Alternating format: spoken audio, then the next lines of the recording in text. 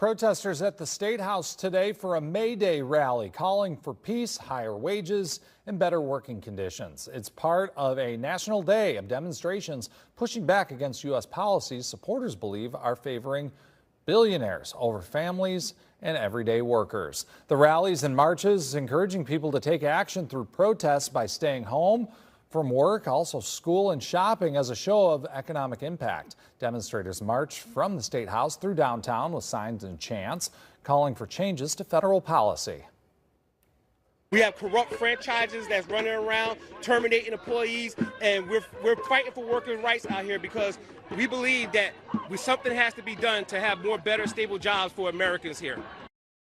Meanwhile, May Day demonstrations also happening around the world, including in Cuba, Turkey, France, and El Salvador. Large crowds in several countries also gathering to denounce the U.S. role in the Iran war. May Day traces back more than a century. The first rally held in Chicago back in 1886 when thousands of workers protested for an 8-hour workday.